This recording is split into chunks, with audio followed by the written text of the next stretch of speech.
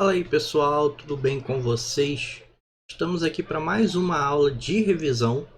Hoje o assunto é a função polinomial do primeiro grau. O assunto que nós estudamos lá durante o primeiro ano do ensino médio, às vezes já começa a estudar um pouquinho no nono ano do fundamental também. E hoje que esse vídeo é para revisar um pouquinho os pontos mais importantes, mais críticos e fazer também alguns exercícios para vocês tirarem dúvidas. Então bora começar? Vamos começar pela parte mais importante. Antes de começar na realidade, a dica é, se você nem sabe o que é função, assiste a primeira aula de função que você pulou. E lá na primeira aula de função eu explico o que é função. Agora, se você já sabe o que é função, agora sim vamos para a parte importante daqui, que é saber por que a função tem esse nome de polinomial do primeiro grau. Então aqui nós temos a definição e também um aviso de que a função polinomial do primeiro grau, ela também pode ser chamada de função afim. Por uma questão de tamanho do nome, é mais fácil falar função afim do que ficar falando função polinomial do primeiro grau. E aí tem uma observação também. Tem muita gente que prefere tirar a palavra polinomial e deixar só função do primeiro grau.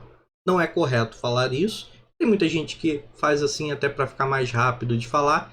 Mas se você estudou função do primeiro grau, é a mesma coisa, só que o nome certinho é função polinomial do primeiro grau.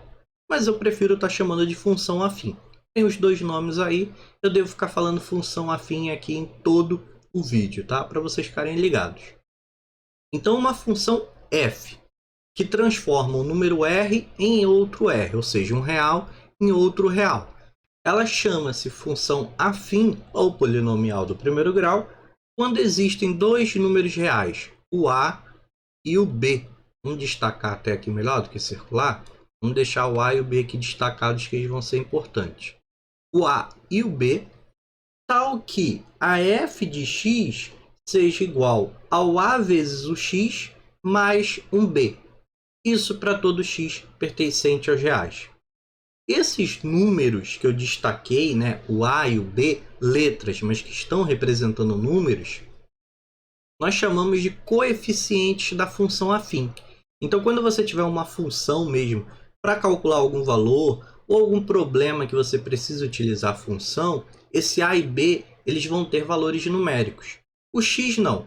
O x continuará sendo x ou alguma outra letra, que você pode usar y, m, p, z, qualquer outra letra. Mas o x é a nossa variável. Ou seja, o que é variável? Que pode variar. Então, ele pode, em uma mesma situação, valer 1, valer 2, valer 3, 10, 100, 1000, menos 5, 5 sobre 2, não importa. O a e o b não, eles vão ter valores fixos na função. Daqui a pouco eu coloco uns exemplos aqui para vocês. Mas esses valores, o a e o b, eles são chamados de coeficientes da função afim, aonde cada um tem um nome diferente. O a, ele é chamado de coeficiente, eu vou botar abreviado aqui, tá? Porque senão a letra começa a ficar muito feia. Coeficiente angular.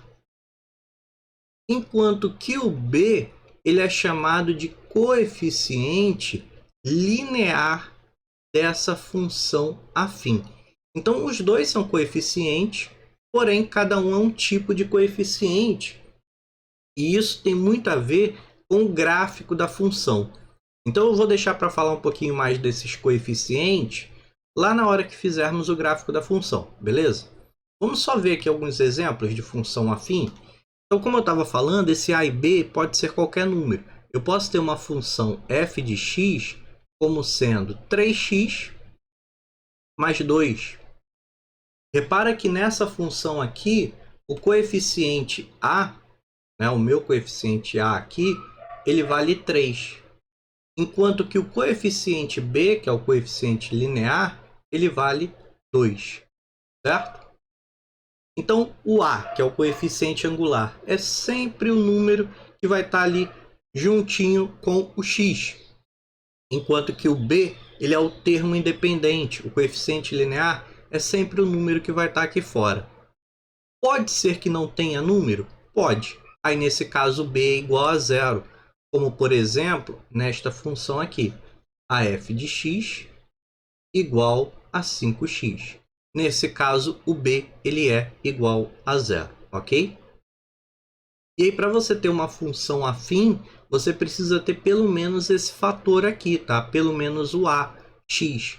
Então, o a ele tem que ser diferente de zero, porque se for zero, você não vai ter essa função afim aqui, tá? Você vai ter aí uma função constante, ok? Mas vamos falar desse caso aqui específico. Os coeficientes daqui a pouco falamos mais, mas vamos falar de outra coisinha importante da função, que é a raiz ou o zero da função afim. Chama-se zero ou então raiz da função, então você pode estar chamando de um desses dois nomes, o valor de x tal que a função seja igual a zero. No caso da função afim, para calcular esse valor, nós precisamos apenas resolver uma equação do primeiro grau. Por exemplo, se eu quero calcular a raiz dessa função aqui, o que diz para a gente na definição? Que a função tem que ser igual a zero. Então, essa minha expressão aqui, que é a lei dessa função, precisa ser igual a zero. Então, eu vou colocar que 4x menos 12 é igual a zero, ok? Isso é uma equação do primeiro grau. Como é que você resolve a equação do primeiro grau? Aquela regrinha, né? De letra para um lado, número para o outro, e nisso a gente está trocando as operações. Por exemplo, aqui era menos 12, do outro lado vai aparecer mais 12. Então, o que estava diminuindo passa a aparecer somando, mas o sinal de mais assim na frente do número, né? Quando não tem nada antes, a gente não costuma escrever, por isso que fica só 12. E o 4 está multiplicando o x. Então, se ele está multiplicando, do outro lado vai aparecer dividindo. Então, 12 dividido por 4. Isso daqui é igual a 3.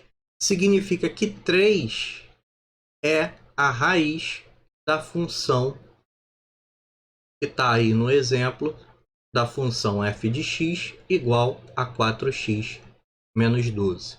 Ou seja, se você trocar o x pelo 3, vai dar zero. Pode fazer o teste. Eu deixo aí essa dica aí para vocês fazerem. Se vocês ainda não perceberam que trocando o x pelo 3 vai dar zero, faz a continha aí no papel, no caderno de vocês, ok? E serve também como se fosse uma prova real, né? Que se passa um exercício que você precisa calcular a raiz, você achou um resultado e está na dúvida se acertou ou não, pega o resultado, troca o x por ele e vê se realmente está dando zero. Fica aí como uma prova real para vocês. Mas e o gráfico? Como que é o gráfico da minha função afim? O gráfico da função afim sempre é uma reta, tá? E para determiná-lo, podemos utilizar dois pontos principais: a raiz da função e o coeficiente linear dela. Lembra que na aula de função eu falei de gráfico e que você poderia construir o gráfico com uma tabelinha de pontos? Você também pode fazer isso na função afim. Só que tem um caminho mais fácil. Toda reta, para você ter uma reta, ela é definida com apenas dois pontos. Com dois pontos você consegue desenhar uma reta. Fica até uma dica aí para vocês. Com um ponto só, eu consigo desenhar uma única reta? Ou por aquele ponto que eu marquei, você consegue desenhar mais de uma reta? Fica aí a pergunta que eu gostaria que vocês me respondessem. Agora, com dois pontos, vocês conseguem desenhar uma reta ou mais de uma reta? Fica aí outra pergunta que eu quero que vocês consigam desvendar a resposta sozinho. Marca dois pontos aí no papel e vai tentando fazer as retas. Vai descobrir a resposta. Mas aqui, como eu estou falando, nós vamos utilizar o método de destacar dois pontos nesse gráfico: a raiz e o coeficiente linear. Coeficiente linear é fácil. Lembra quem é o coeficiente linear? Olha aqui. É o coeficiente b. É o número independente que está somando ou pode estar diminuindo se for negativo. Então, no nosso caso aqui, O coeficiente linear é o 4 positivo, ok? Então já vamos marcar aqui como resposta coeficiente linear B, que é 4. Por que que isso é importante? Pensa o seguinte, se o x for igual a zero, qual vai ser o valor da função? Você vai trocar o x por zero, vai ficar 3 vezes zero, que vai dar zero, e tem o mais 4. 0 mais 4 é 4. Isso sempre vai acontecer. Sempre que numa função afim você tiver o x igual a zero, o valor da função é o coeficiente linear, é o b da função, ok? Por isso que é um ponto fácil, porque se o b é 4, nós conseguimos ter aí o primeiro ponto para marcar lá no plano cartesiano, que é o ponto 0, o x, e a coordenada do y, 4. Então já temos um ponto aí para o plano cartesiano. Vamos fazer um esboço aqui do plano cartesiano, só para vocês entenderem melhor. Então vai ficar um pouquinho torto, tá? Que eu não estou usando régua nem nada, só para vocês visualizarem. Então tem o eixo x, o eixo y e o primeiro ponto. Se o x é zero, o ponto fica em cima do eixo y. Então vai ser em cima do 4 aqui na reta y. Mais ou menos aqui. Ok? E o outro ponto que eu estava falando é a raiz da função. Então são esses dois pontos aí que estamos destacando. Como é que calcula a raiz da função mesmo? É só fazer ela igual a zero. Então vai ficar 3x mais 4 igual a zero. O 4 está somando, vai aparecer do outro lado diminuindo. Como aqui era zero, vou já colocar o menos 4. E o 3 que está multiplicando, que passa para lá, dividindo. Então, a raiz dessa função é menos 4 terços. Quando o x é menos 4 terços, qual que é o valor do y? Zero. Não é essa a ideia da raiz da função? O zero da função é determinar para qual valor de x a função vai ser zero? Volta aqui, ó. Lembra que eu até destaquei aqui de amarelo. Então, se o x, nesse caso, era 3, significa que a função era zero. A função vale zero. Se aqui o x é menos 4 terços, significa que a função vale zero. Então, com esses dois pontos, vamos marcar aqui o menos 4 terços. Menos 4 terços, aqui ficou um pouquinho pequeno, menos 4 terços é um pouco maior do que 1, mas é menor do que o 2. Então, ele vai ficar mais ou menos para cá. Vou fazer muita precisão. E como a coordenada y é zero, o ponto fica em cima do x. Tá? Isso daqui é uma revisão, tá? Por isso que eu estou indo um pouquinho mais rápido. Mas se está com alguma dúvida em alguma dessas etapas aí que são de conteúdos antigos, só deixar aí a dúvida de vocês. Talvez já tenhamos falado isso em algum outro vídeo, já tem algum outro vídeo de revisão aí para vocês assistirem também, quem tiver dúvidas. Por fim, você liga os dois pontos. Vamos tentar aqui ligar eles para ficar um pouquinho mais reto. Aí. E agora sim você tem o gráfico da função. Então o gráfico da função é aquela reta azul ali que eu destaquei. Tudo que está de preto de fundo é o plano cartesiano. Lembrem-se sempre disso. O gráfico só vai estar pronto a hora que vocês ligarem os pontos marcados. Então com aqueles dois pontos eu consegui fazer a reta da minha função afim, o gráfico da minha função afim. Essa daqui é o panorama geral de função afim, tá? Os pontos principais. Nós vimos o que é a função, nós vimos alguns elementos, que são os coeficientes, vimos como que se calcula a raiz, ou zero, da função afim, e agora vamos fazer um exercício para tentar juntar todas essas informações que nós fizemos e ver se está tudo bem claro para vocês. Então, um probleminha aqui bem prático, que envolve função afim, bem comum também. Em certa cidade, a assinatura residencial de uma linha telefônica custava R$ 34,50 que dava direito à utilização de 100 minutos mensais. Caso o consumidor excedesse os 100 minutos, ele pagaria 8 centavos por minuto excedente. Eu quero saber quanto que o consumidor pagaria por sua conta se utilizasse 82 minutos e uma segunda pergunta se utilizasse 300 minutos. Temos duas situações aí. A primeira situação é para 82 minutos. No caso de 82 minutos, repara que ele está dentro do limite mensal. Ele gastou menos do que os 100 que ele tinha direito a gastar. E nesses 100 minutos, né, se ele gastasse até 100 minutos, ele pagaria só R$ 34,50. Então, por ele ter gastado menos de 100 minutos, ele vai pagar, né? Quanto o consumidor pagaria? Pagaria R$ 34,50 no caso de 82 minutos. Mas e no caso de 300 minutos? O que iria acontecer? No caso de 300 minutos, ele vai exceder o limite de 100 mensais. E aí, quando excede, o que acontece? Ele paga 8 centavos por minuto que ele excedeu. Então, no caso de 300 minutos, ele tem 100 minutos, que é da franquia dele, que ele paga R$ 34,50. Então, por 100 minutos, ele vai pagar R$ 34,50.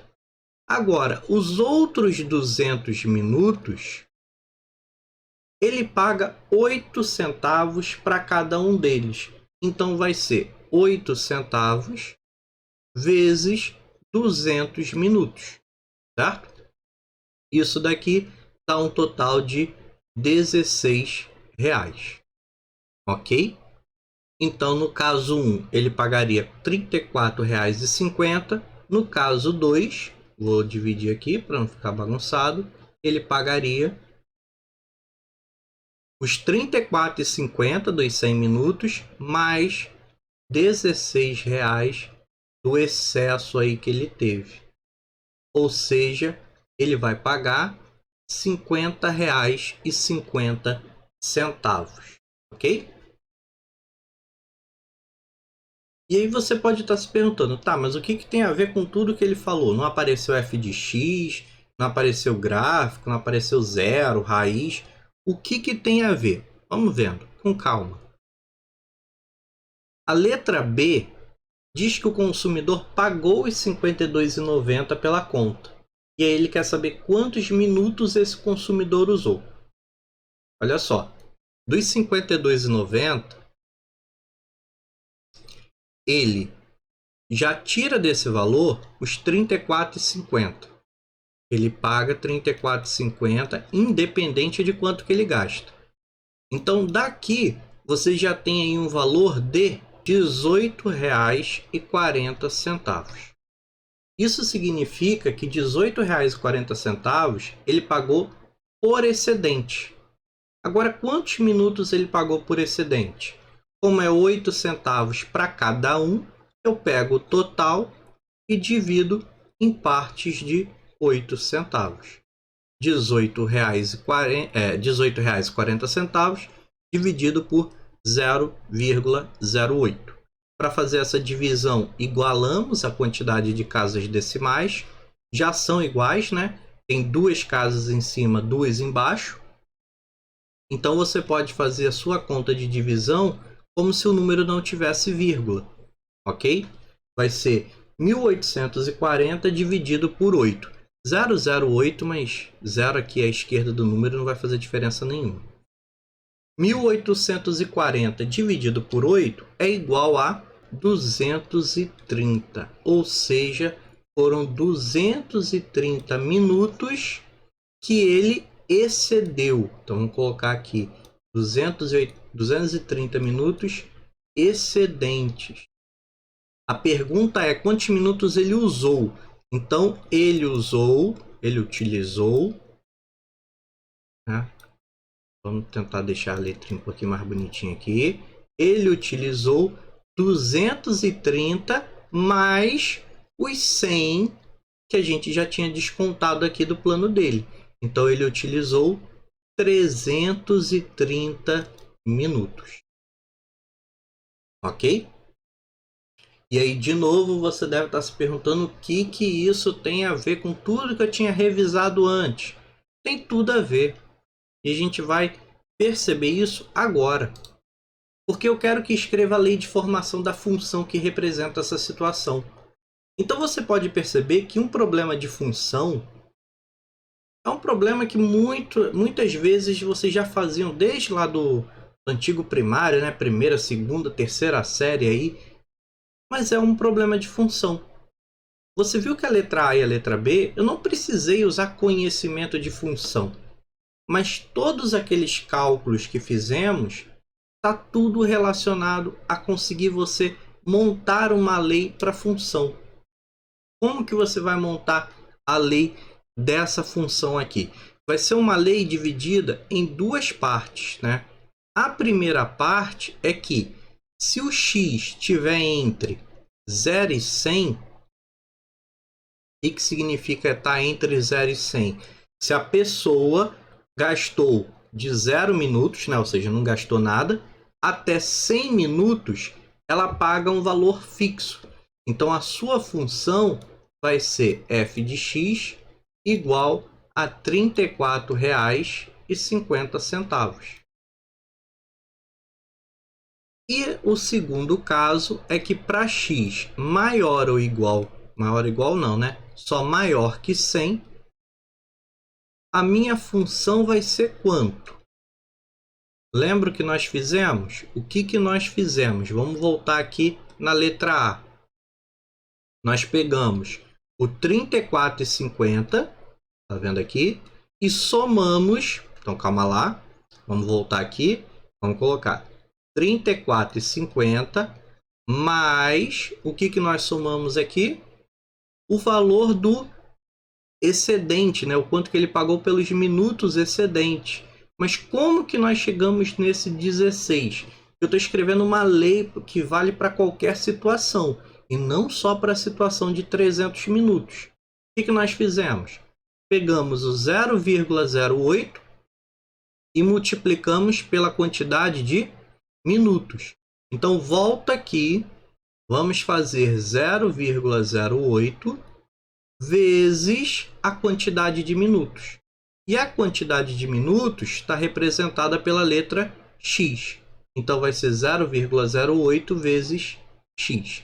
Está aqui a lei da função para essa situação. Ok? Deixar aí em destaque 34,50 mais 0,08 vezes x. Ok? Então, como vocês puderam ver, é um problema de função. E eu poderia ter resolvido tanto a A quanto a B usando essa lei de formação. Se ele pedisse a lei de formação antes, nosso caminho poderia ser diferente. Por exemplo, eu já sei que é 30,50 mais 0,08x. Vamos voltar aqui, na letra B agora. O que queria na letra B? Saber quantos minutos esse consumidor usou, ou seja, minutos é o x. Eu quero saber o valor do x, sendo que ele pagou R$ 52,90. Então, a conta no final dá R$ 52,90. Olha só. Esse valor da função é o R$ 52,90. É o resultado dessa conta aqui. Então, eu vou escrever de novo 34,50 mais 0,08x, né, vezes x, 0,08x, e o resultado dessa conta, para o caso da letra B, tem que ser 52,90. Então, eu boto aqui igual a 52,90. Repara que quando eu vou resolver essa equação, eu vou fazer a mesma coisa que eu fiz na letra B. Esse 34,50 vai aparecer do outro lado diminuindo. Então fica 52,90. 52,90 menos 34,50. E aí nós já fizemos aqui na letra B, ó, vou voltar aqui. Tá vendo que nós fizemos aqui a conta de menos? Deu 18,40. Então vamos voltar lá e botar a resposta. 18,40, né? E aí o que eu faço agora? O 0,08 não está multiplicando x? Então ele vai aparecer do outro lado dividindo. Vai ficar 18,40 dividido por 0,08. E o resultado, olha para cá de novo, nós já fizemos aqui. É 230. Então o x é igual a 230. Está percebendo que aquilo que vocês já faziam é a mesma coisa para esse problema? Não tem nada de grande diferença? O a mais que a gente está aprendendo, está revisando na realidade agora, é justamente essa parte aqui de você escrever uma expressão que sirva para qualquer situação. Então, se por exemplo, a letra A pedia para calcular 300 minutos. Se eu pedir para vocês no exercício para calcular quanto que ele vai pagar se ele gastar 500 minutos, o que vocês poderiam fazer? Pegar a função e trocar o x por 500. E aí calcula quanto que ele vai pagar. Se eu passasse um exercício para vocês falando o seguinte: quanto que ele gastou em minutos se ele pagou R$90? Aí você vai trocar o valor da função por R$90 para calcular quantos minutos ele gastou em excesso. Ok? Então, com esse exemplo, né, e fazendo nessa ordem, eu acho que espero que tenha ficado claro para vocês a utilização da função para resolver algumas situações. E se você quiser ter uma ideia melhor de como que seria o gasto conforme os minutos forem passando cada vez mais, se for excedendo o seu plano, nós podemos também construir um gráfico para essa situação. E como que ficaria esse gráfico? Olha só, vamos fazer aqui um plano X, o eixo Y, o eixo X, certo? Eu preciso de 2 pontos para fazer esse gráfico. E eu tenho, porque como eu já fiz tanta coisa aqui desse exercício, vamos voltar aqui ó, na letra A. Quando x é 300, o resultado é R$50,50. Então vamos marcar um x 300 aqui. E aí deu quanto mesmo? R$50,50. Está fora de escala, tá? O que significa isso? Eu não estou fazendo de um em um. Eu estou mudando aqui a escala só para a gente ter uma ideia, ter uma noção, tá? Não vai ser o gráfico exato, perfeito. Temos também o valor da letra B. Na letra B, ele consumiu 330 minutos e pagou R$ 52,90. Então, 330, vamos botar aqui bem pertinho, 330 e pagou R$ 52,90. Vamos botar aqui bem coladinho, botar para cá para não ficar embolado com o outro. E aí nós temos esses 2 pontos. Vamos ligar aqui, né, que eu esqueci de ligar.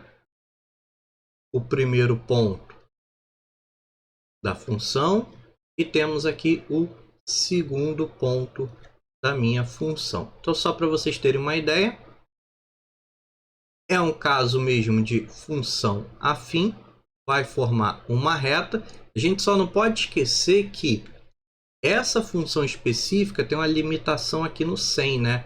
Porque até 100 ele vai pagar, vou botar aqui igual, mesma cor, até 100 ele vai pagar R$ 34,50. Então, a função ela cresce a partir daqui. Vamos botar aqui o 34,50 para lembrar. E aqui, esse pedaço todo antes do 100, ele vai pagar a mesma coisa. Então, é um misto aí que nós temos de uma função afim, que é quando é maior do que 100, e uma função aí constante, que é quando é menor do que 100 minutos, tá? Então, não é só uma função afim a situação toda. Daqui, ó, de x maior que 100, aí sim você tem uma função afim. Antes disso, você tem aqui uma constante, porque o valor da conta ela não muda, ok? Então fizemos aqui um apanhado geral de função afim. A aula até deve ter ficado um pouquinho maior do que habitual, mas é porque é muita coisa que tem para falar de função e esse tempo nosso de revisão ele não é tão longo assim. Então peguei os pontos mais importantes, aproveitei esse exercício que dava para ir um pouquinho mais além de função, que não era função só função afim, tá? Mas não esqueçam que a função afim, o gráfico dela sempre vai ser uma reta assim, desse jeito. Quando tiver um empecilho a mais, né, uma regrinha a mais no problema, você pode ter gráficos desse tipo, que vai até fazendo uma escadinha assim, tá? Pode ter esse tipo de situação de funções com várias etapas. Ok? Então fomos bem além, deu tempo de falar tudo, acho que deu para ser uma aula boa para revisar, para relembrar, mas chegou até aqui, já deixa aquele aviso. Não adianta só ter me ouvido, só ter assistido a aula. Você tem que praticar, porque isso sim é que vai fazer você entender melhor a matéria. Na hora que você pegar o exercício, começar a fazer o exercício, teve dúvida, pergunta, assiste novamente um trecho da aula. Assim é que você vai cada vez mais aprendendo a matemática, ok? Então, bora fazer exercícios, bora estudar e até a nossa próxima aula.